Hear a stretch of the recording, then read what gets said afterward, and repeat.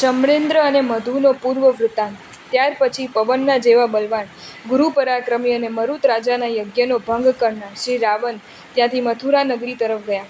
શ્રી રાવણ પોતાની નગરી પ્રત્યે આવે છે એમ જાણીને મથુરા નગરીનો રાજા હરિવાહન શૂલ નામના શસ્ત્રને ધરનાર શ્રી ઈશાનેન્દ્રના જેવા પોતાના પુત્ર મધુની સાથે રાજા શ્રી રાવણની સામે આવ્યો. ભક્તિપૂર્વક પોતાની સામે આવેલા તે રાજા પ્રત્યે પ્રીતિને પામેલા શ્રી રાવણે પણ વાર્તાલાપ કર્યા અને પૂછ્યું કે તમારા દીકરાને શૂલ નામના આયુધની પ્રાપ્તિ ક્યાંથી થઈ?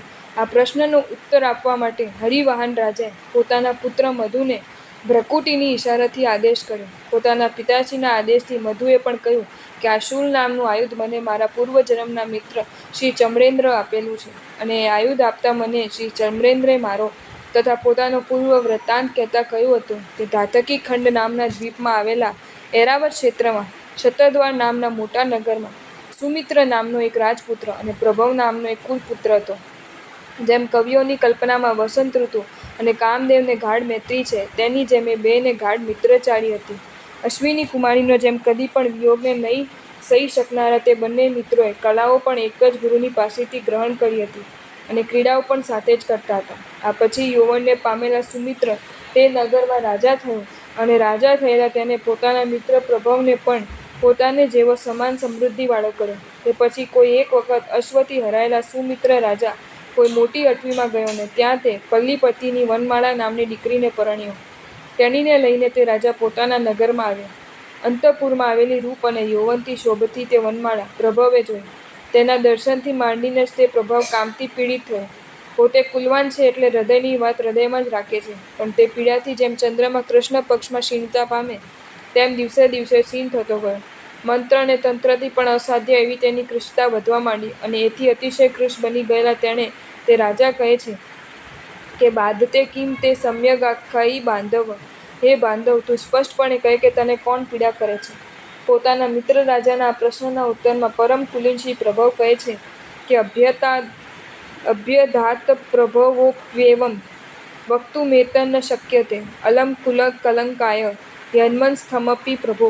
હે પ્રભો, આ કોઈ પણ રીતે કહી શકાય તેમ નથી, કારણ કે તે મનમાં રહેલું પણ કુલને કલંકિત કરવાને સમર્થ છે. વિચારો કે કુલવટ શું કામ કરે છે?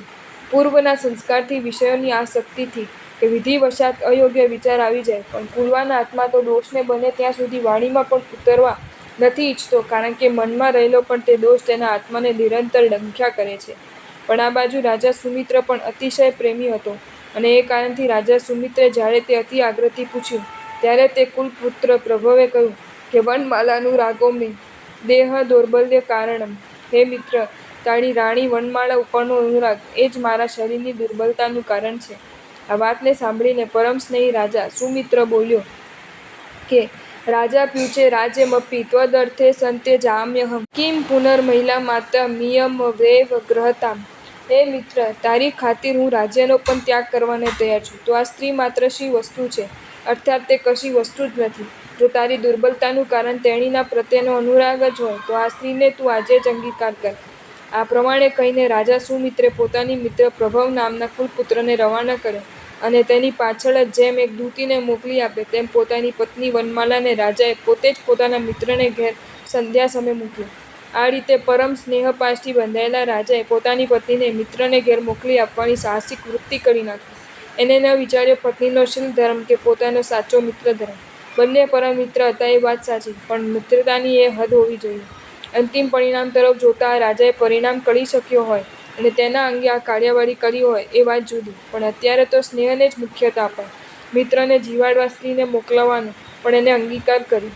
એને સ્ત્રીને પ્રભવ પાસે જવાની આજ્ઞા કરી.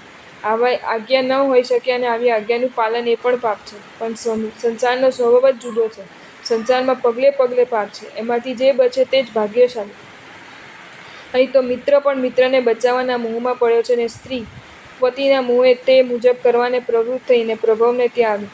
વનમાલાને ત્યાં આવેલી જોઈને દિઢમૂઢ જેવો બની ગયેલા પ્રભવને ઉદ્દેશીને તેને કહ્યું કે ઇત્યુચિ સાપી રાજ્યહં તુભ્યં દત્તાસ્મિ સિદ્ધતે જીવાતુરીવ તશ્ચાધિ પત્યાચા મે બલીયસી મમ ભર્તાવ્યદર્થે હિ પ્રાણાનપી વિમુંચતિ કિમ પુનર્માદાસી દાસી મુદાસીન કિમીક્ષસે. રાજાએ મને દુઃખી થતા એવા તારે આધીન કરી છે. માટે જીવનરૂપ થઈને તું મને તારી આધીન બનાવ, એટલે કે તારી ઈચ્છા મુજબ તું મારો ઉપયોગ કર. કારણ કે મારે તો પતિની આજ્ઞા જ એક બલવાન છે. મારો સ્વામી તારા માટે પ્રાણ ત્યાગ પણ કરી શકે તેમ છે, તો પછી મારા જેવી દાસીને તું ઉદાસીન બનીને કેમ જુએ છે? વિચારો કે આ દશામાં આત્માને પડતા એક જરા પણ વાર ન લાગે તેવા સંયોગો છે. રાજા જેવા મિત્રે પોતાની પત્નીને પણ સોંપી દીધી, અને મને વનમાળા જેવા રૂપ અને સૌભાગ્યથી શોભતી રાજપત્ની પણ આવીને હાજર થઈ અને ઈચ્છા મુજબ ઉપયોગ કરવાની પ્રાર્થના કરવા લાગી. આ સંયોગોમાં ઉત્તમ સંસ્કારો વિના, સાચી કુલવટ વિના, તીવ્ર પુણ્યોદય વિના કે ઉત્તમ કોટીના વિવેક વિના ભાગ્યે જ બચી શકાય.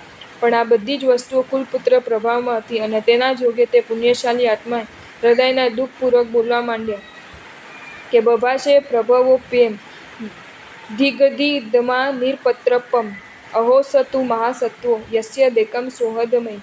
નિર્લજ્જ એવા મને ધિક્કાર છે, જેને મારે વિશે આવી જાતની મિત્રતા છે, કે ખરેખર આશ્ચર્ય ઉપજાવે તેવી રીતનો મહાસત્વશાળી છે. નહીં તો આ વસ્તુ કોઈ પણ રીતે બની શકે તેમ નથી. કારણ કે પ્રાણા અપી હિ દીયન્તે પરસમય ન પુનઃ પ્રિયા ઇતિ દુષ્કરમેતદ્ધિ કૃતં તેનાદ્ય મત્કૃતે. પ્રેમીઓ જરૂર પડે તો બીજાને પોતાના પ્રાણ સમર્પે, પરંતુ પ્રિયાનું સમર્પણ તો કદી જ કરી શકતા નથી. આ કારણથી મારે માટે મારા પરમ સ્નેહી શ્રી સુમિત્ર રાજાએ ખરેખર આ ઘણું જ દુષ્કર કામ કર્યું છે. એ તદ્દન સાચી વાત છે કે પિશુ નાનામિ વાવચ્છ્યમ નાયચ્છમ બત્ત માદૃશામ કલ્પદ્રુણામિ વાદયમ નાસ્તિ કિંચિતુ તાદૃશામ. માટે જેમ દુર્જન જેવા મારા માટે કાંઈ જ બોલવા જેવું કે યાચવા જેવું નથી, તેમ કલ્પદ્રુપ જેવા તેના જેવા માટે કાંઈ પણ નહીં આપવા જેવું નથી. સર્વથા ગચ્છ માતાસી નાથ પરમિમં જનમ પશ્ય ભાસસ્વ વા પાપ રાશિં પત્યાજ્ઞાપિ હિ. આપ અહીંથી સર્વ પ્રકારે ચાલ્યા જાઓ. હે વનમાળાજી, આપ તો મારી માતા છો, અને હવે પછીથી આપ પતિની આજ્ઞાથી પણ આ પાપરાશી માણસની સામે જોશો પણ નહીં, અને તેની સાથે બોલશો પણ નહીં. ભાગ્યશાળીઓ, વિચારો કે ઉત્તમ કુલવટ આદિ વસ્તુઓ અવસરે કેવું અને કેટલું સુંદર કામ કરે છે. ખરેખર આવા સમયે આવી જાતની ભાવના આવી અને આ રીતે પાપથી બચી જવું, અને પોતાની જાતને એટલે પોતાના કેવલ પાપવાસનાનો સાચો અને તે પણ સંપૂર્ણ એકરાર કરવો, એ આવા પુણ્યશાળી અને ઉત્તમ કોટીના આત્માઓ માટે જ સુશક્ય છે.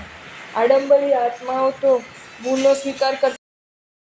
જો તમને આ વિડીયો ગમ્યો હોય તો આ વિડીયોને લાઇક કરો અને શેર કરો, અને આવા જ નવા નવા વિડીયો જોવા માટે જૈન ફેક્ટ એન્ડ સ્ટોરીઝની ચેનલને સબસ્ક્રાઈબ કરો. ધન્યવાદ.